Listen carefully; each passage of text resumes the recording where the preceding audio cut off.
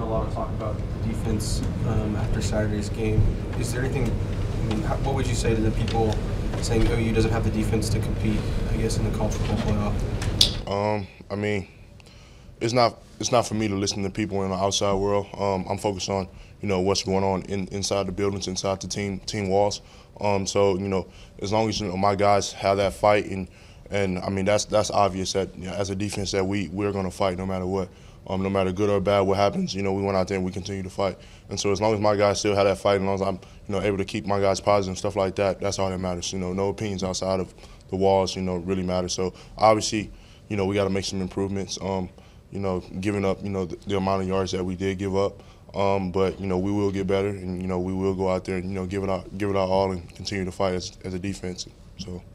What improvements do you think you guys need to make? The biggest improvements? It's pretty obvious, what we need to improve on. Obviously, our pass defense right now is really, not up to par where we want it to be. But that takes all of us, and it takes all of us, from the D line to the linebackers to the DB. So it takes all of us, to really hone in and focus in on our jobs to get better.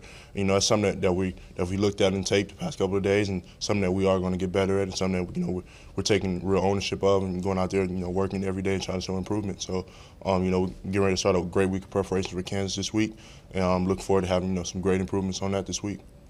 How do you kind of go about that in practice? I'm sure it's kind of easier said than done, but how do you approach it? Just looking at what you need to improve on, and just taking that as a challenge and challenging yourself to get better every day. And I feel like everybody on this defense has done that. We're trying to challenge ourselves every day to get better. We're trying to challenge ourselves to go out there, and perform as a defense that we want to be.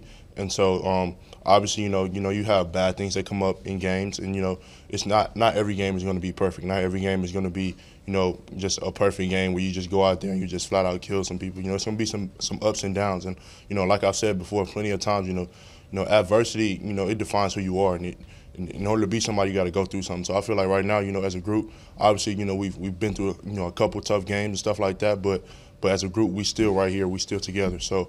And that's how it's going to be 100% of the time. We always going to stay together. We always going to fight for each other, fight for our brother, and that's all that matters. So at the end of the day, they can say what they want to say about the defense. We got to win Saturday, so that's all that matters. Ken, how does it make you? I know you guys don't listen to much. You try not to listen to outside noise, but how does it make you feel when people attack you guys as players? Like, for instance, on social media. How do you ignore it, or if you can ignore it, how do you react to it?